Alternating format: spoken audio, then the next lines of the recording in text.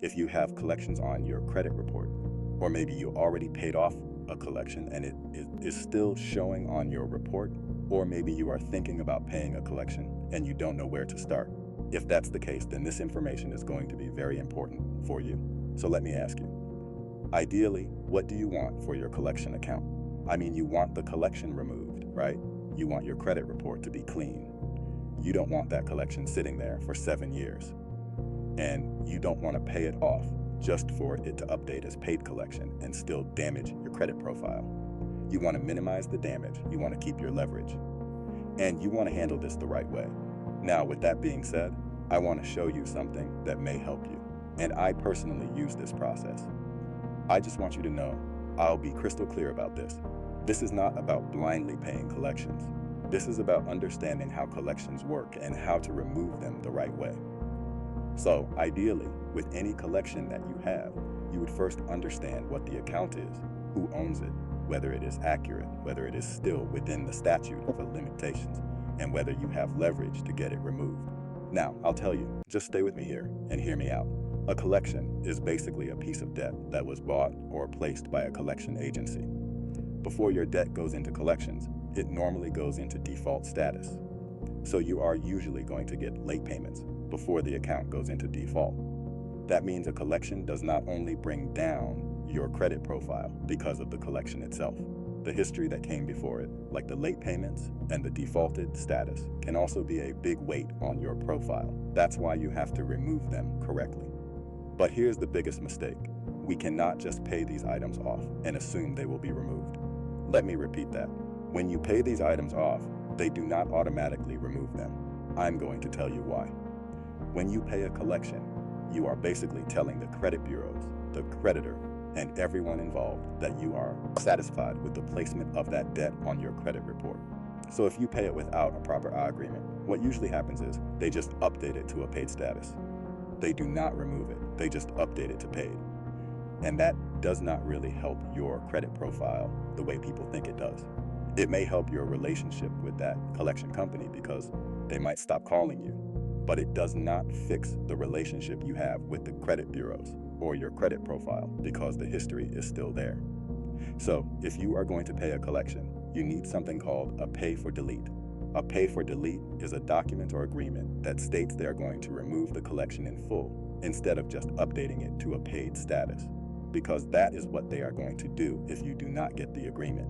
They are going to update it to paid. They are not going to remove it. Now, sometimes you may need it updated to paid. A lot of people say, I have an apartment application, and they just need the collection to show paid before they approve me. If that's the case, then do what you need to do. But this video is not just about getting an apartment.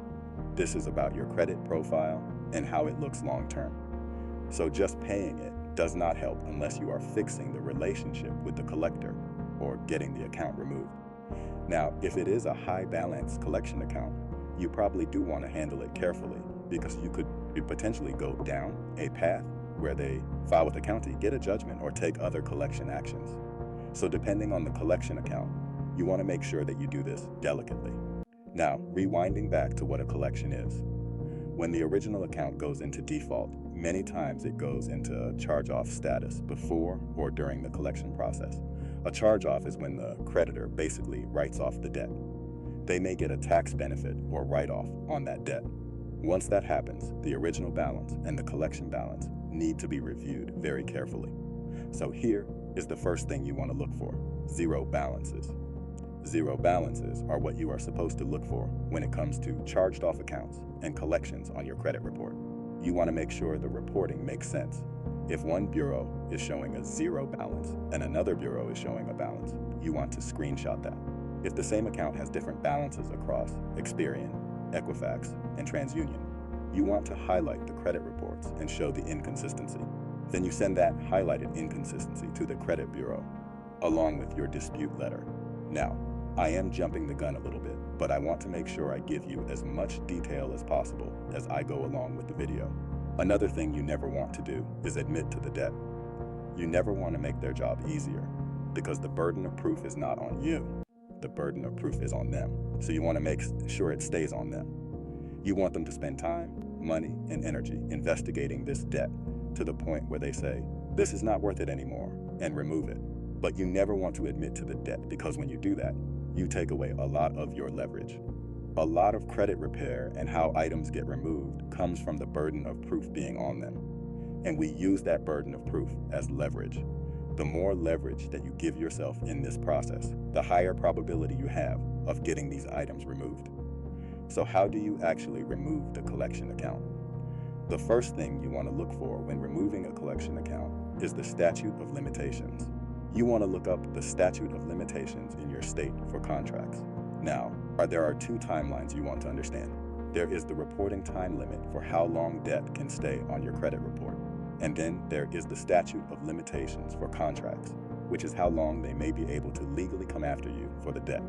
Every state can be different. So you want to make sure the statute of limitations in your state is compliant with that creditor and that debt. If it is past the statute of limitations, then that is a leverage point that you should use immediately to try to get that item removed or challenged. The more leverage points you can accumulate during this process, the better. Now, if you say, I don't know how to do that, and I don't want to learn how to do that, then I'll tell you this. You do not need to overcomplicate it. You just need to know what to look for. You need to check the account name. You need to check the balance. You need to check the date opened. You need to check the date of last activity. You need to check the last reported date. You need to check whether the account is reporting differently across the 3 bureaus. And you need to check whether the collection agency can actually verify what they are reporting. So essentially, what I'm saying is there is an easy and convenient way to start. Pull all 3 credit reports, compare the collection account across all 3 bureaus, highlight the differences, and use those differences as your leverage. So let's say you have a collection sitting on your credit report and you want to get it removed. You pull Experian, Equifax, and TransUnion. And you notice that one bureau says the collection balance is $700, another bureau says it is 0, and another bureau shows a different last reported date. That is not something you just ignore. You highlight it, you screenshot it, you include it in your dispute, and then you ask them to verify how the same account is being reported with inconsistent information. And this cycle is what you repeat.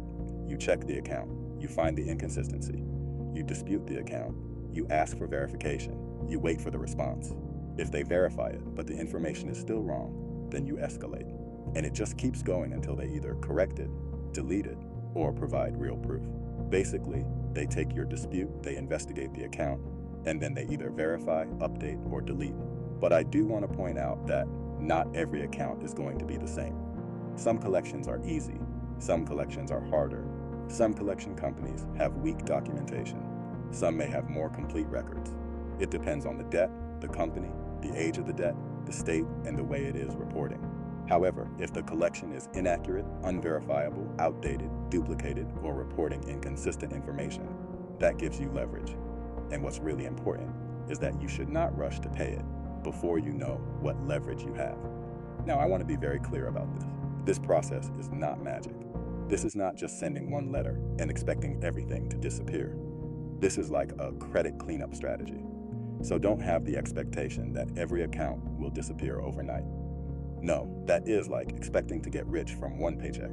It's not going to happen that way for everyone. With collections, you are simply using your rights, your evidence, and the reporting errors to challenge what is hurting your credit profile. This is perfect if you have collections that are unpaid, paid but still reporting with wrong balances, reporting on one bureau differently than another, or sitting on your report even though the company cannot properly verify it. Or if you were thinking about paying a collection, this can help you understand why you need a pay for delete before you send them money. And it is very important to understand that this is all based on leverage. Once you pay without an agreement, your leverage can go down. Once you admit to the debt, your leverage can go down. Once you restart the statute of limitations by making a payment on old debt, your leverage can go down. But for the time being, if you have collections, this process may be appealing to you. If so, then I'm happy to have brought this to your attention. And I just want you to be aware that collections are not all handled the same way. Some people should dispute first. Some people should negotiate. Some people should request validation. Some people should use the statute of limitations. And some people should only pay if they get a written pay for delete agreement. So I want to give you a quick breakdown. The first fact is this: a paid collection is not the same as a deleted collection. A paid collection can still sit on your credit report and still show lenders that the account went into collections. The second fact is this: a pay for delete is what you want if you are paying. That means the company agrees to remove the account in exchange for payment. The third fact is this: the burden of proof is on them. If they are reporting the collection, they should be able to verify it. The fourth fact is this: the statute of limitations matters. You need to know if the debt is still legally collectible in your state. And the fifth fact is this: certified mail matters. Anytime you send dispute letters, validation letters, or important credit letters, send them by certified mail so you have a paper trail. Now I want to tell you about the pros and cons of this collection removal process. We'll start with the pros. The first pro is that, in my opinion, it gives you leverage. Instead of begging the collection company to remove it, you are forcing them to prove what they are reporting. The second pro is that it can protect you from making the wrong payment, because a lot of people pay collections without getting a pay for delete, and then they realize the account is still on the report. The third pro is that you can find real reporting errors. Sometimes one bureau shows one balance, another bureau shows another balance, and another bureau has different dates. Those inconsistencies matter. The fourth pro is that you can use the statute of limitations as a leverage point. If the account is too old or legally questionable, that can make your dispute stronger. And another pro is that this can improve your credit profile if the collection is removed, because a deleted collection looks much better than a paid collection. Okay, now let's go over the cons of this process. The first thing is that it is not instant. I don't want to blow this out of proportion. Some accounts may move fast. Some accounts may take multiple rounds. You have to be patient. The second con is that not every collection company will agree to pay for delete. Some will, some won't. That is why you need to negotiate carefully and get everything in writing before paying. The third con is that you need to understand the statute of limitations. If you make a random payment on old debt, you can potentially restart the clock and hurt yourself. So do not move emotionally. The fourth con is that you need documentation. You need your credit reports. You need screenshots. You need certified mail tracking. You need dispute responses. You need proof. If you are not organized, this process can get messy. And the last con, I would say, is that this is not a long-term credit building strategy by itself. Removing collections can clean up your profile, but after that, you still need positive accounts, low utilization, on-time payments, and a strong credit history. So I just want you to know that if you have collections on your report, you should not just panic and pay them blindly. First, investigate. Look for the statute of limitations. Look for wrong balances. Look for duplicate reporting. Look for inconsistent dates. Look for whether the debt is actually verifiable. And if you decide to pay, try to get a pay for delete in writing. I hope this has been helpful. I'm just trying to give you an edge with this knowledge.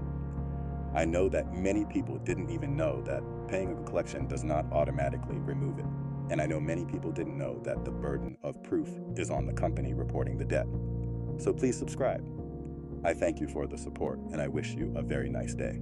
Take care of your credit and take care of yourself.